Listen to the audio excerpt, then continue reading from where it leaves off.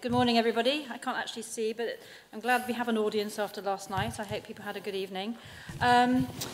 Right.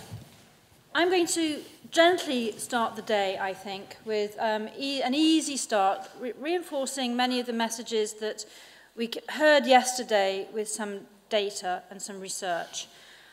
I work in the consumer insights practice at Strategy Analytics. Strategy Analytics is an industry analysis and research company, and some of my colleagues who are the industry experts are actually in the room today. So either after the conference presentation or throughout the day, please come and chat to us if you have any questions. Anyway, as I said, an easy start for the day, because ultimately I want everybody to remember we are consumers. We are the people who buy the devices, buy the television, decide to pay or not pay for the content that we watch. So I think it's really vital to kind of get out of the space that sometimes we're in terms of thinking about the industry. So remember that there are people who have to make choices at the end of the day about what they buy and what they watch. And this is what I want to sort of talk you through today. A lot of it will be familiar, but I think that's good because it reinforces the message that I think is important. So, two final points before I continue is that I wanted to highlight the research that I'm drawing upon this morning. One is some consumer research that we do at SA every year across the UK, US, France, Germany, and Italy. And secondly, some findings from a project that the Insights team did with Pixel last year. And this was specifically around the streamed video services in the US. And I believe colleagues from Pixel are in the room, and hopefully I'll catch up with them later. So, has it ever been such a good time to watch TV from a consumer's perspective? Well, of course, it's a fantastic time. There is so much choice out there, and of course, this doesn't do justice to what's out there.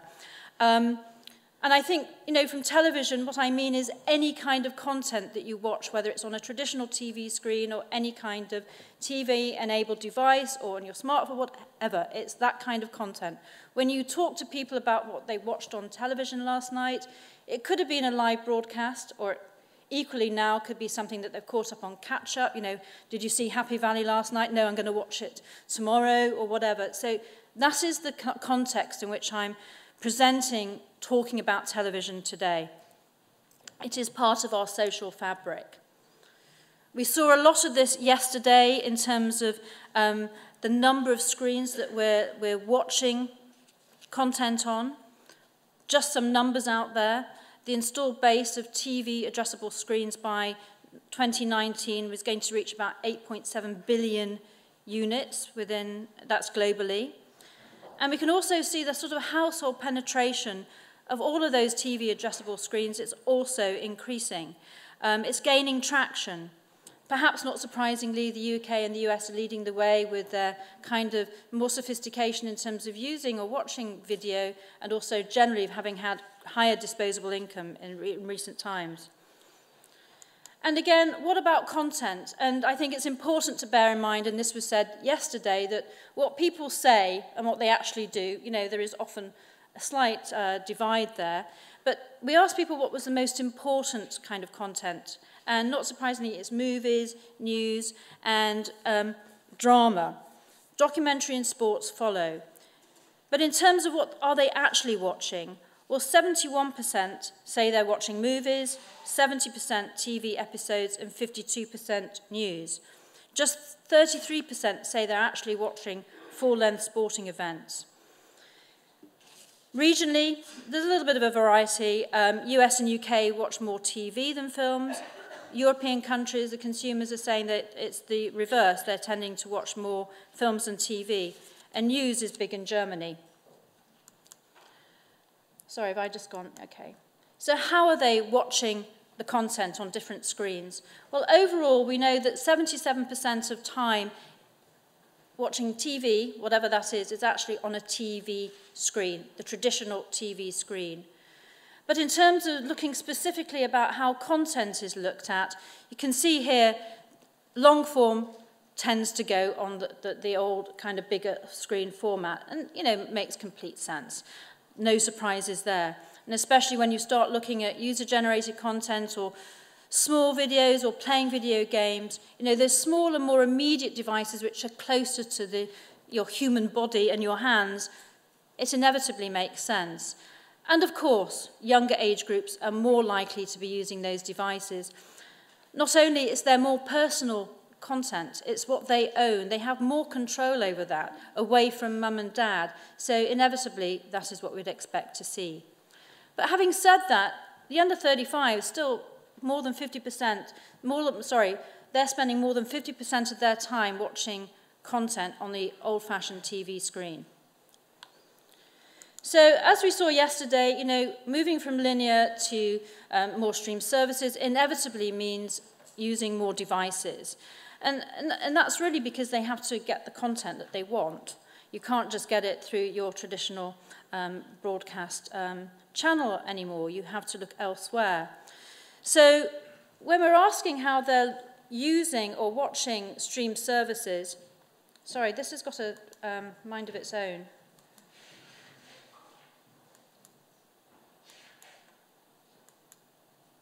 It's going, sorry, I love technology, it always fails.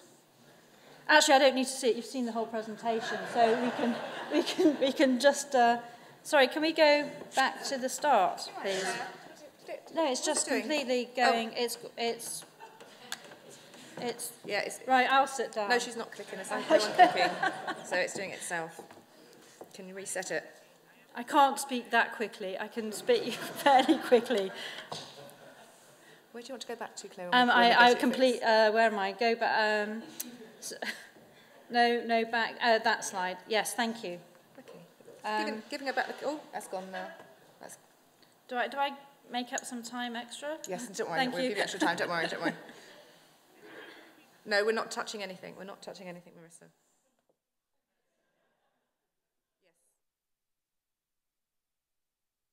We think something's wrong with this. Apologies. Okay. Of course, if I had my laptop here, I could just do it. Yes. This is awful when you're out of control. Actually, control is a really important thing. Too many choices of how we do things, and then actually the one thing you rely on invariably fails at the most important moment. Anyway, as we saw here, that the TV screen... Sorry. We're just getting you another clip. Okay, no, it's moving. Maybe I'll just keep quiet.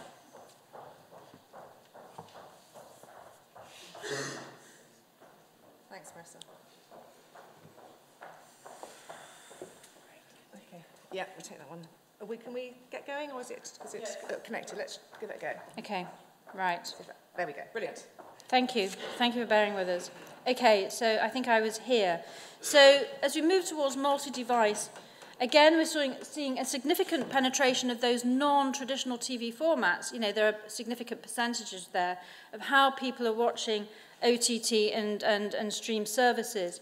But of course, TV screen still dominates by any number of those points, that whether it's connecting via a Now TV box or an HDMI cable, it is the big screen that still is leads the sort of percentage in terms of how people are viewing on which device. So, lots of choice about how we watch, where we watch, and what we watch. But I think an important thing to bear in mind throughout any of the sessions as we move forward is actually, can too much choice cause a complexity for consumers? Can it become too confusing? Too much things to do? Is there a risk that, you know, God forbid, that, you know, the TV industry becomes sort of people can think of it as almost like their utility bill. You know, it's not engaging. It's become too complicated. Actually, I'm becoming disengaged with it. So if we think about engagement, I just wanted to look at sort of connected TVs first of all. And we're seeing, yes, ownership of connected TVs is actually increasing, reaching about 36% in the households in the research that we did. But if you think about how many people are actually using the smart internet functions, well, 31% are using the capability occasionally, and 90%, which is fair enough, at least once a day. Younger age groups are obviously using that a bit more regularly, but 17% have never actually set it up, and 11% have stopped using it once and for all. Other research that we have done also shows that the main reason that people have bought a smart TV is simply they just actually had a need or they wanted to buy a new television with a better quality screen. The internet or the smart capability just happens to be part of it. And again, thinking about awareness and knowledge, if we look at awareness of other kind of opportunities and services, you know, we asked people about Ultra HD. More than a quarter of people hadn't heard of it. We asked viewers about the services that their TV provider, whether it's cable, satellite or IPT, offered. 25% didn't know if pay and demand was offered, and 21% said it wasn't offered. 26% didn't know if free on-demand content was available, and again 23% said it wasn't. We also asked broadband subscribers, be they fixed or mobile, if they knew they could buy or rent video content online to stream. And again, significant numbers didn't know or weren't sure.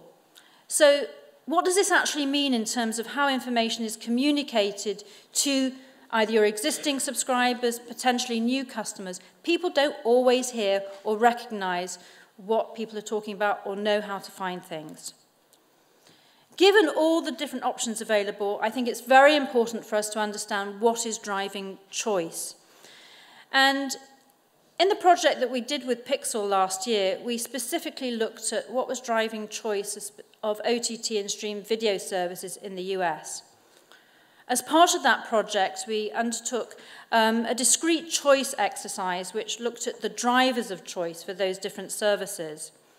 What that meant was, in effect, we exposed the survey respondents to a simulated real-world shopping experience to help them make more realistic and thoughtful choices on what is ultimately a complex purchase decision. You know, what bundle I choose, you know, it's got all these different price points, how much content.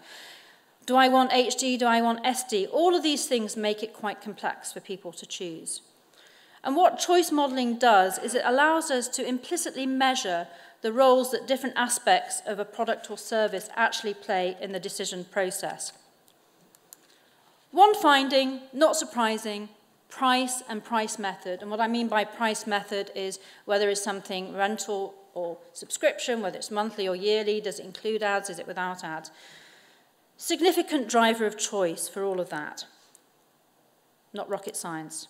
We also know from our other work that 49% would prefer to buy a combined plan, quad play.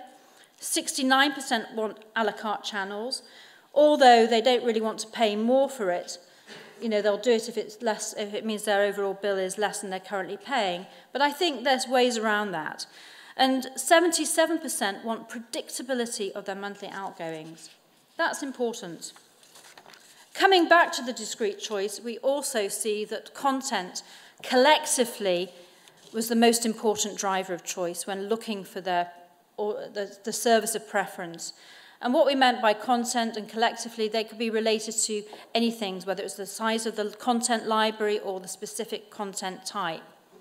And actually just looking at millennials, and I think, you know, there's a lot of talk about millennials, and I think we need to remember that millennials actually is a huge group, and within millennials there are subgroups. And actually, are millennials that different to how I was when I was younger and that age? Obviously, we didn't have the choice, but what this shows is that actually for millennials in driving content, their share of preference for a service was dramatically increased if the bundle offered full-length movies only or full TV series only. They were absolutely significant for that group.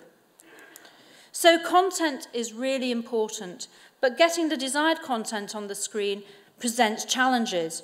Multiple bills. You know, I love it when you sort of see these fantastic images of people's sitting rooms with glorious, you know, white leather sofas and fantastic screens and, you know, so idyllic. But, you know, the reality when you go in to do most people's houses, it really doesn't look like that. You've got multiple boxes, cables everywhere. You know, it is becoming a bit of a trauma to set the non-officiated, the non-expert people into how they connect these devices. So, you know, remember, people want simplicity. Thinking about how people look for programs, familiarity, being a known program, something that is typically watched often is first port of call. But the question is, if you've got a new program, how do you become that known programme and familiar and something that people will go to? Well, 55% also said they saw the ad on the trailer on the TV programme. And personal recommendation is also important. 34% browse a TV guide and 37% found the programme through channel surfing. This doesn't really differ much by country. Younger age groups, of course, tend to use social media a little bit more, as well as recommendation from friends and family. But the point is that if several people have several devices, how do they find it? I think Viacom yesterday said, 5 devices, 5 services, searching and navigating, and the EasyFlix presentation yesterday, really is addressing this kind of consumer pain point that will exist out there. And equally, if you miss something, the ease of navigation and finding and searching is also important. TV programme guide is vital, especially in the UK and the US and for the over 45s, as well as looking online to see if something can be watched later on another device. Under 35s, that's more they index higher on that. Interesting, in the UK, catch-up service was higher than other markets. But again, searching and navigating has to be easy. Again, from the Pixel work that we did last year, we asked people what were the most important factors when choosing. And these are really fundamentally table stakes. 88% said that reliability, server always accessible, was definitely and somewhat important. 87% said consistently high quality videos. 84% said ease of use across all personal devices. And 85% said no buffering time. Fundamentally, a great user experience is needed. But what actually is the reality? When we talk to people, we hear, well, actually, using my smart TV alone, the Wi-Fi, it just doesn't really work, so I use it connected through the Roku box or the Now TV box. There are long buffering times. It's inconsistent. Service doesn't recognise where I've been watching on the TV and I've picked up somewhere else. Yes, of course, there are services out there which address some of these needs. But this is not really premium. A lot of people will expect this. So is this going to be part of the basic packages that we're offering people, not something that is only offered if you're going to spend more money? So I know I'm running a little bit. It's the last slide. I really want to leave you with some very, very simple points to take away with you. Money. These are the resources that consumers, we all have in our day-to-day. We only have so much time in our day. How much content can we store, watch, and record for later on? But also, how much time do we want to spend finding the stuff that we want to watch? Money, is always an issue. We're still in times of austerity, so how much are your customers going to pay? And are they willing to pay? What are the sweet spots for the price points? Do you understand exactly what people are willing to pay? And in fact, will they pay for the benefits of a more tailored service? I think instinctively they probably will if it's communicated correctly and they hear the messages.